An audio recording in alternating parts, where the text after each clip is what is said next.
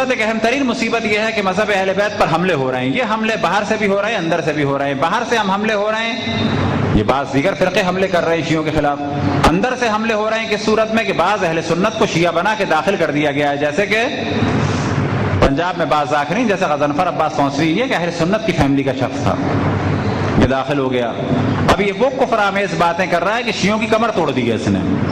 لیکن شیعہ کیا سمجھ رہے ہیں کہ جی تو بہت ہی اہل بیت کا چاہنے والا ہے. اسی طرح سے بعض وہ افراد ہیں کہ جو علم نہ ہونے کی وجہ سے اہل بیت کے مذہب کو نقصان پہنچا رہے ہیں, جو شیعوں میں پیدا ہوئے.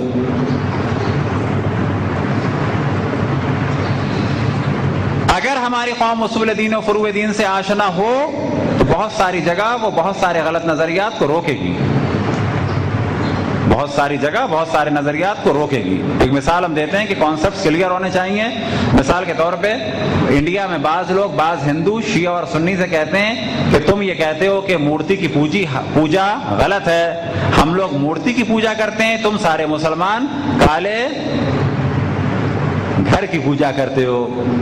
یہ جواب سن کے بعض شیعہ اور بعض سنی خاموش ہو جاتے ہیں کہ یار بات تو صحیح کہہ رہے ہیں.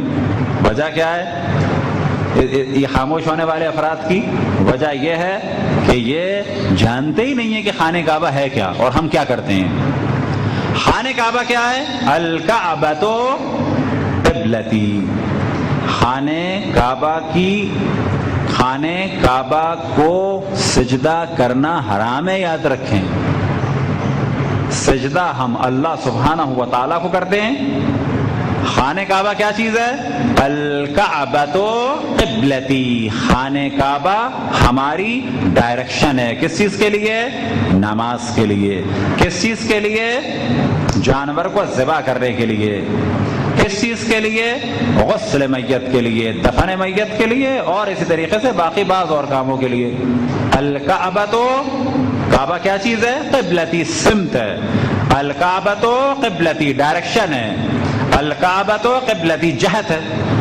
خانہ کعبہ کو ہم سجدہ نہیں کرتے. اس کا مطلب ہے کہ بعض شیعہ اور سنی نوجوانوں کو پتہ ہی نہیں ہے خانہ کعبہ سے ہمارا تعلق کیا ہے. خانہ کعبہ مسجود نہیں ہے, یعنی خانہ کعبہ کو سجدہ نہیں کیا جاتا. مسجود صرف اور صرف اور صرف اور صرف اللہ سبحانہ و تعالیٰ کی ذات ہے, یعنی سجدہ صرف اور صرف اللہ کو ہے. تو یہ نظریات جاننا ہر مومن کے لیے ضروری ہے جو چاہتا ہے کہ ان ایام میں جناب سیدہ کے مکتب کی خدمت کرے. اسے خدمت کیسے کرے؟ کتابیں پڑھے. کون سی کتابیں پڑھے؟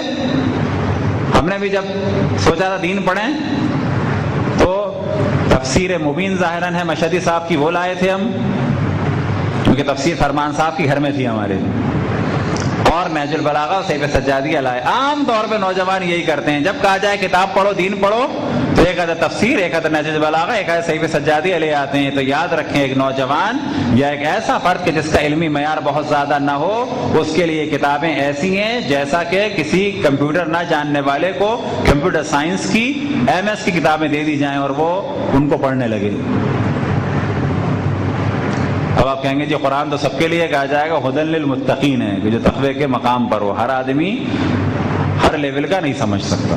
اور سب سے بڑا کام ہے کہ اس مذہب اور مکتب کو سمجھیں جس کے لیے جناب سیدہ